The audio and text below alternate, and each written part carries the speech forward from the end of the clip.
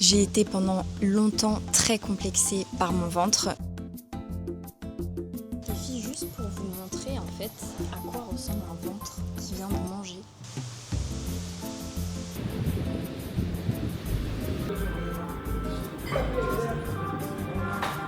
Est-ce que je te donnerais pas mes 5 meilleurs conseils du coup pour te sentir bien dans ton ventre?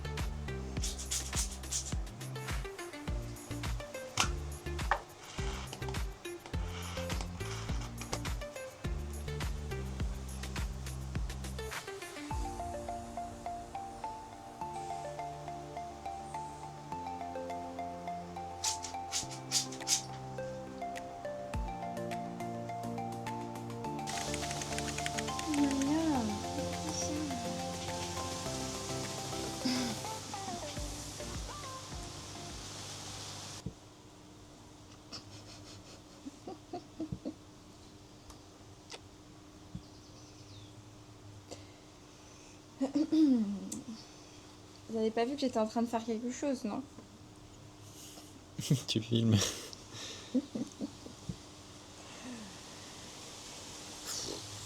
Sur mon cahier, quoi. Toujours plus. Alors, de quoi j'ai besoin? Oh! Bah... Qu'est-ce que tu fous là, frérot?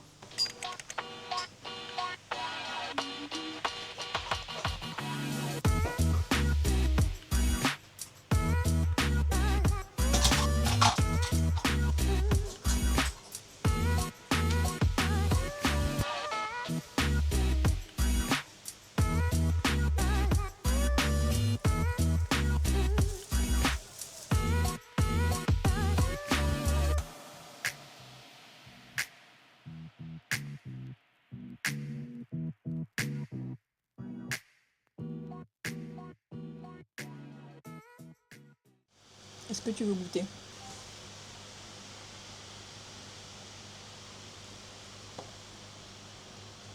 Oh la banane. Tu aimes?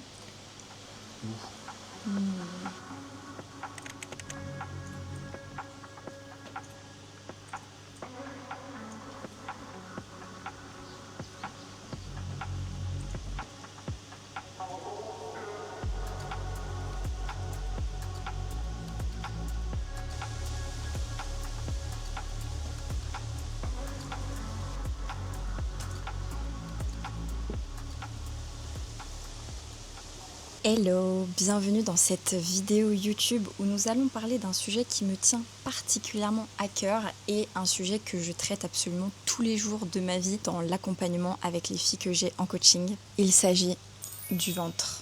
Pourquoi c'est une problématique qui me parle particulièrement? Tout simplement parce que vous le savez normalement sur les réseaux, j'en parle beaucoup sur Instagram. J'ai été pendant longtemps très complexée par mon ventre. J'avais l'impression d'être seule au monde, que mon corps en soi n'avait pas de problème particulier, mais que mon ventre était beaucoup trop proéminent par rapport au ventre que j'avais tendance à voir en fait dans mon entourage ou sur, je sais pas moi, la télé, les magazines, etc.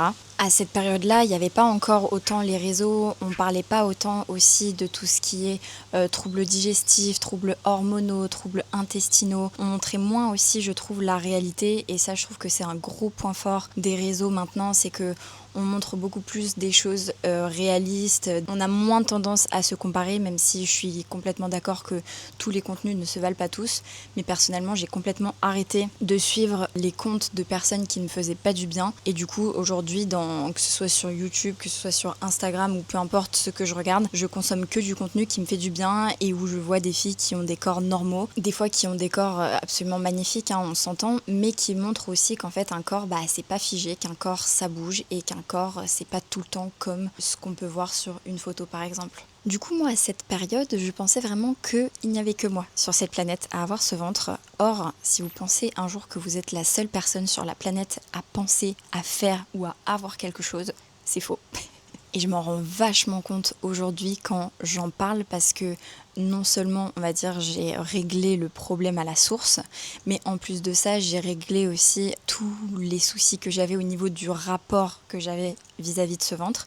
Et du coup, aujourd'hui, je n'ai aucun complexe à le montrer dans son état d'avant, mais aussi à le montrer dans son état actuel quand il n'est pas, on va dire, sous son meilleur jour, quoi. Et du coup, je vois que ça parle énormément à d'autres filles et donc je trouve que c'est hyper important d'en parler, donc ça va être le but de cette vidéo. Globalement, du coup, qu'est-ce que je faisais qui n'allait pas? Premièrement, je pensais qu'il fallait que je perde du poids, que je perde des kilos, parce qu'en fait, on a un petit peu été conditionné, entre guillemets, à assimiler notre image et comment on se sent dans notre corps au poids en fait qu'on a à ce moment-là.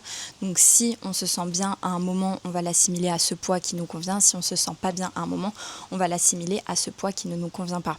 Le souci en fait avec le ventre, c'est que ce n'est pas qu'une question de poids, bien au contraire, et c'est souvent une question en fait de digestion. Et dès lors que tu te focalises sur des questions de perte de poids alors que les soucis à régler sont au niveau de la digestion, tu te trompes complètement de chemin, voire tu peux complètement aggraver la situation, ce qui était totalement mon cas. Ensuite, le deuxième point, c'est que je pensais qu'il fallait que je travaille au niveau de mon ventre, que je fasse des abdominaux pour réussir à avoir un ventre dessiné, un ventre plat, un ventre tracé comme je le voulais en fait. Sauf que qu'est-ce qui s'est passé à la place? Je suis devenue la reine des abdos. Je me souviens encore, j'étonnais un petit peu tout le monde à cette époque parce que j'étais tellement déterminée en fait à vouloir ce ventre plat que j'en arrivais à faire des abdos tous les jours, mais des séries d'abdos, t'as jamais vu ça quoi. Du coup, j'avais réussi à gagner beaucoup de force au niveau des abdominaux et encore là, on parle de ça, mais on parle pas de la façon dont je les réalisais. Et quand t'as tendance à avoir un ventre comme ça proéminent, bien souvent tu vas être amené à réaliser les exercices abdominaux de la mauvaise façon, à mal recruter le muscle transverse notamment. Dès que tu vois quelqu'un ou toi-même faire un exercice d'abdominaux avec le ventre qui pousse vers l'avant, sache que c'est une mauvaise façon de faire des abdominaux et que pareil, ça peut t'empêcher en fait d'avoir le ventre dans lequel tu te sentiras bien. Puis quand bien même tu fais correctement tes abdominaux, c'est pas le fait de venir contracter et développer des muscles qui va te faire perdre, admettons, du gras sur cette zone, même si moi en fait c'était pas du gras à ce moment-là, mais ça je ne le savais pas. Et ça s'applique vraiment à tous les muscles du corps. Si tu veux perdre du gras à un endroit, normalement en 2025, on est au courant de ça quand même. Il faut perdre du gras dans la globalité et c'est ton corps en fonction de tes zones préférentielles de stockage du gras qui va venir déstocker le gras à des endroits plutôt qu'à d'autres. Ensuite, le troisième point qui n'allait pas, c'était tout ce qui touche à ma posture et à ma respiration. Parce que ce qui se passe en fait souvent quand on se sent mal dans son ventre, c'est qu'en fait on va avoir tendance à vouloir le cacher dans le quotidien. Et en fait on se rend pas compte, mais ces gestes anodins ont en fait des grosses répercussions sur notre ventre. Tout ce qui va être de venir emprisonner le ventre dans des vêtements serrés, tout ce qui va être de venir un petit peu retenir la respiration, développer une respiration qui va être au niveau thoracique plutôt qu'au niveau du ventre, tout ça, ça va faire que le ventre va venir se crisper, que le ventre ne va plus être en mouvement et donc non seulement on ne sollicite plus comme il faut les abdominaux qui ont quand même un rôle au niveau de l'expiration. Donc quand tu souffles très fort, ton ventre est censé rentrer, tes abdominaux sont censés se contracter. Mais ça a aussi une répercussion sur la digestion parce qu'en fait, les mouvements du ventre toute la journée à chaque respiration, en fait, ça vient vraiment agir comme une pompe. Et c'est un peu comme quand tu as les jambes très lourdes, la marche, ça fait du bien parce que ça vient stimuler en fait le retour veineux, le retour lymphatique. Au niveau du ventre, c'est pareil. La respiration ventrale vient justement faire bouger un peu tout ce qu'il y a dans le ventre et ça aide pour la digestion. Et la dernière chose que je faisais qui n'allait pas, mais ça, c'est un peu délicat parce que je trouve que c'est un peu facile de dire ça maintenant que les choses vont mieux, mais c'est vraiment tout ce qui touche en fait à la vision que j'avais de mon ventre et de mon corps et de mon poids.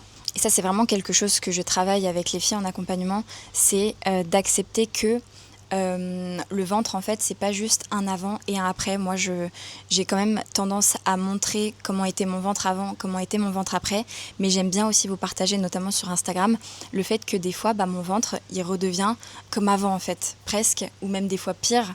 La seule différence c'est que avant il pouvait jamais être comme le après, parce que j'avais pas les clés, je le comprenais pas, je savais pas ce qu'il fallait faire et je m'acharnais dans des efforts qui n'étaient pas les bons, alors qu'aujourd'hui je sais exactement quoi faire. Et pour moi, la vraie transformation, le vrai avant-après au niveau du ventre, il est surtout dans justement l'apprentissage et la compréhension de notre ventre, de savoir exactement quoi faire pour qu'il redevienne bien, quoi. Quand je dis bien, c'est un ventre dans lequel on se sent bien, parce que j'aime pas dire un ventre plat, parce que un ventre, on s'en fout qu'un ventre soit plat, en fait, on veut juste un ventre dans lequel on se sent bien. Et c'est important de comprendre en fait que le ventre, il va bouger, parce que ça dépend de beaucoup trop de choses. Et justement, quand tu as tendance à avoir ce genre de ventre, c'est qu'en fait, tu as un ventre qui est super sensible et qui est réactif à plein de choses. Et en fait, c'est hyper important de savoir identifier au fur et à mesure des mois, des années, justement les éléments qui vont t'amener à avoir un ventre qui va te mettre dans l'inconfort, qui va grossir, qui va te faire mal. Et de comprendre que des fois tu retourneras dans cette situation, mais que ça veut pas dire que tu vas rester comme ça pour toujours, que ça veut pas dire que t'es revenu à zéro, pas du tout. Juste comprendre que ton ventre n'est peut-être pas comme tous les ventres, peut-être que le tien a des besoins en particulier, et c'est à toi de faire en sorte de les identifier et de les écouter.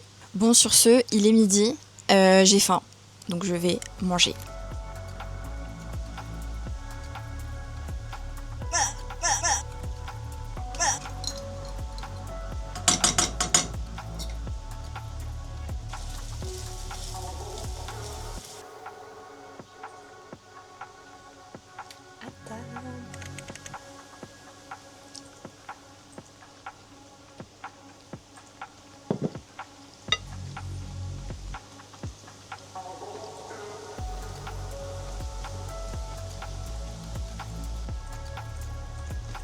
Bisous.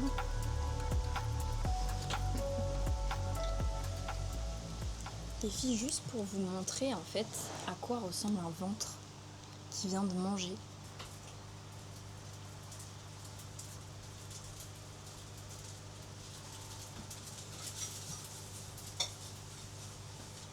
Il est pas plat et c'est pas grave, je l'aime quand même. Dans la même idée, je vais vous montrer un ventre assis.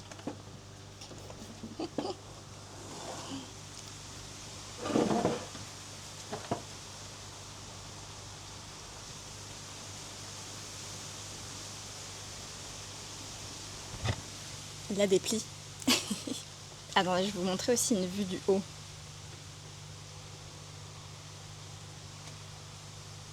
Voilà. Peut-être que vous trouvez ça un peu moche, ou peut-être que justement vous vous dites il n'y a rien, enfin il est super son ventre en fait, j'en sais rien ce que vous dites honnêtement, et c'est votre avis. Mais je pense quand même que c'est des images avec lesquelles on n'est pas habitué, parce que on n'a pas forcément envie de montrer son corps sous ces angles-là. Enfin, moi personnellement je me dis pas vas-y je vais mettre une story de ça, ou alors c'est vraiment pour vous montrer justement à quoi peut ressembler un ventre.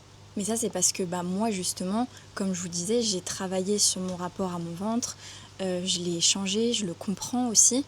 Et on n'en est pas toutes à ce stade. Et en fait, on ne se rend pas compte aussi que ce qu'on voit sur les réseaux, des fois, c'est aussi des filles qui ont leurs propres insécurités. Peut-être que c'est des filles qui se sentent mal à l'aise dans leur ventre, ou qui en sont complexées sous certains angles, dans certaines conditions, et qui du coup vont le montrer que sous un certain angle. Alors qu'en fait, si ça se trouve, si on était vraiment au cœur de leur quotidien, on verrait qu'en fait leur ventre ressemble peut-être aussi à notre ventre. Parce que nous, quand on compare nos ventres, on ne compare pas la belle photo de nous à la belle photo de quelqu'un. On va toujours comparer le pire, entre guillemets, de nous, le nous assis, avachi, quand on se regarde dans le miroir, là, le soir ou après avoir mangé.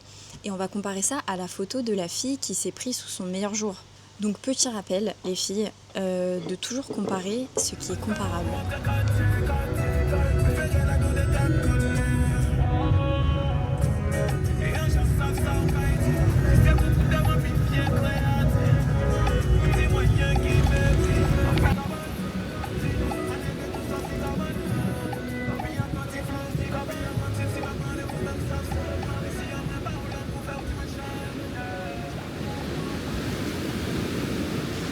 Est-ce que je te donnerais pas mes 5 meilleurs conseils du coup pour bien digérer et te sentir bien dans ton ventre. Le premier qui pour moi peut changer extrêmement de choses très rapidement, c'est l'équilibre dans l'assiette. C'est-à-dire que souvent on a tendance à penser que manger équilibré, ça va être par exemple manger moins de glucides, manger des légumes, manger des fruits. En fait, tu peux manger des légumes, tu peux manger des fruits, mais pas manger équilibré. Parce qu'en fait, le concept de manger équilibré, c'est justement qu'il y ait un certain équilibre, que ce soit entre les différents macronutriments, donc ce qui est glucides, protéines, lipides. Donc ça, c'est vraiment à l'échelle de l'assiette, sachant que moi, j'adore dire plutôt à mes coachés glucides, protéines et fibres, parce que les fibres vont venir jouer un rôle hyper important justement au niveau de la digestion. Et en fait, les lipides, généralement, on en ajoute en fait un petit peu sans s'en rendre compte dans nos assiettes. Par exemple, l'avocat qui va être riche en fibres, il y a des lipides. Le saumon qui va être riche en protéines, il y a des lipides. Tout ce qui est huile d'olive, tout ce qui est les fromages, le pesto, les choses comme ça, bref. Donc ça, c'est vraiment l'équilibre au niveau de l'assiette. Mais après, il y a aussi l'équilibre au niveau, en fait, de la semaine, du mois, de l'année. Et en fait, une alimentation équilibrée, c'est pas une alimentation avec que des assiettes équilibrées. C'est une alimentation justement qui respecte un certain équilibre entre ce qui te fait du bien à ton corps, ce qui apporte, on va dire, les bonnes choses d'un point de vue micronutritionnel, mais aussi ce qui fait du bien à ta tête et ce qui colle aussi avec ton mode de vie, avec ta vie sociale, avec tes envies, avec ton plaisir. Ce que j'aime bien dire à mes coachés, c'est que des assiettes non équilibrées peuvent et doivent même faire partie d'une alimentation équilibrée. Donc là, par exemple, dans mon repas de ce midi, il y avait des pâtes, donc ça m'a fait des glucides. Il y avait de la tomate, donc ça m'a fait des fibres.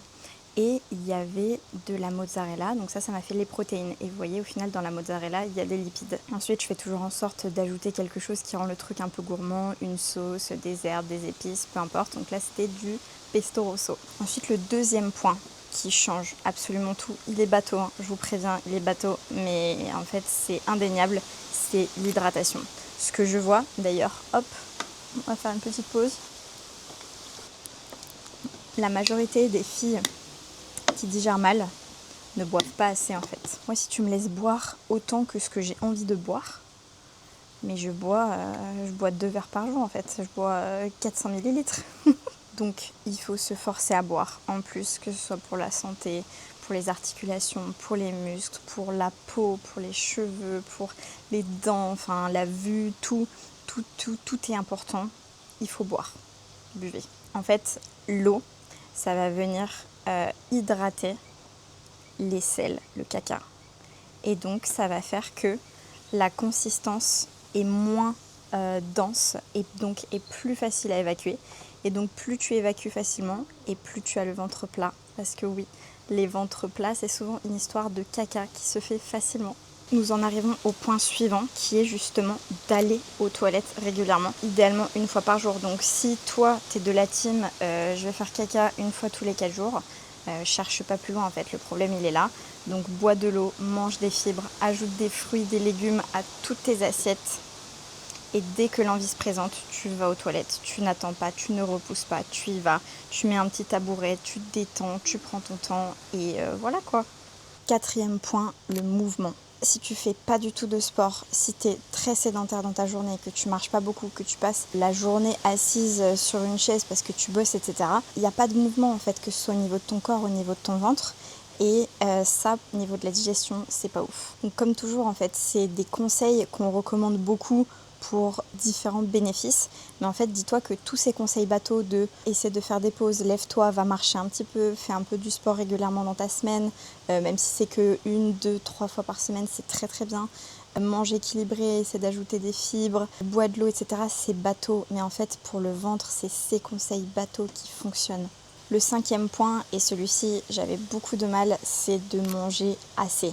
Ce qu'on a souvent tendance à faire quand justement on a un gros ventre, c'est qu'on se dit qu'il faut qu'on mange moins. Sauf que dès que tu manges moins et que ton corps le ressent, c'est là qu'il vient faire ce qu'on appelle des adaptations métaboliques. Il vient en fait pour contrebalancer ces apports qu'il a en moins, il vient réduire un petit peu ses dépenses physiologiques. Donc c'est pour ça qu'on parle aussi du métabolisme qui s'abîme, ou je sais plus ce que disent les gens. Le métabolisme, il se casse pas, tout est toujours réversible, mais il y a effectivement des adaptations qui peuvent être faites pour diminuer le coût que peuvent engendrer certaines fonctions de l'organisme. Et c'est pour ça que dès que tu es en dénutrition, le premier truc qui saute, c'est tout ce qui est hormonal, le cycle, les règles, etc. Tout ça, ça saute. Mais on ne parle pas aussi de tout ce qui est digestif. En fait, la digestion, ça demande de l'énergie, ça demande des calories. Et si le corps n'a pas assez d'apport, et ben en fait, il va venir ralentir certains trucs, dont la digestion. C'est là que tu te retrouves à manger moins pour perdre ton ventre. Mais en fait, le fait de manger moins, ça vient ralentir ta digestion. Et au final, tu te retrouves ballonné. Du coup, les filles, je prends des petits gâteaux parce qu'on est dans le thème et c'est mon dessert. C'est quand même vachement bon ces petits trucs. N'ayez pas peur de manger. En fait, plus on mange et plus le corps dépense. Et plus le corps est en bonne santé, et plus le corps digère, et plus le corps a de l'énergie pour bouger. Parce qu'en fait, on ne se rend pas compte, mais quand tu manges moins, tu vas ralentir en fait certains mouvements, tu vas moins parler avec tes mains, tu vas moins te lever pour exprimer quelque chose, tu vas moins rire fort, c'est toute notre énergie qui est impactée. Et plus tu vas donner de l'apport, et plus tout va fonctionner hyper vite, que ce soit au niveau de tes mouvements, mais même au niveau aussi de ton cerveau, de toutes tes fonctions vitales, etc. Un corps en bonne santé, c'est un corps qui mange beaucoup sans prendre de poids. Donc sois fier de manger. Sois fier de manger beaucoup et profite. Là, c'est l'heure de la séance du jour. Je vous avoue que j'ai un petit peu la flemme. T'as la flemme toi ou ça va ? T'as envie ? Bah c'est bien. Ça fait au moins un de nous deux. Au niveau digestif, quand je fais mes séances, je sens que tout va mieux. Je pense que de 1, il y a, comme je vous disais tout à l'heure, cette histoire de mouvement. Mais de 2, il y a aussi le fait que quand je fais du sport, j'ai beaucoup plus de facilité à m'hydrater. Et du coup, je bois plus et tout se passe mieux. Donc les périodes où je suis active physiquement, je vois vraiment la différence sur mon ventre. Donc ça, c'est cool. Sur ce, c'est parti.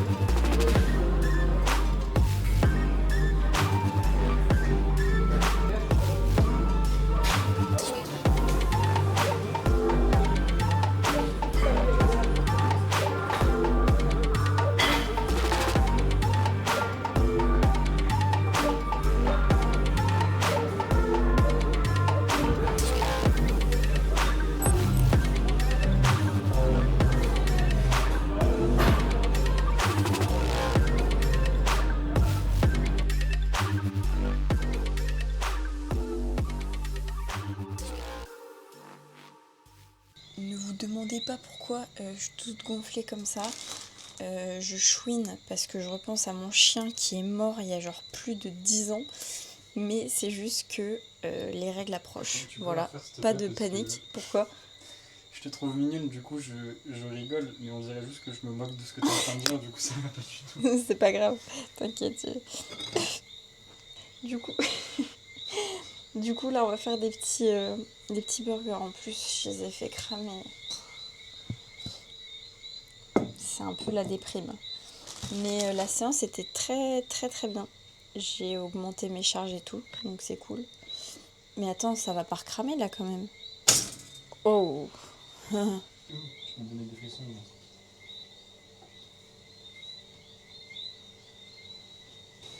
Tu sens très, très bon. Un petit accent dans ton phrasé. Je me fais piquer par les moustiques, là.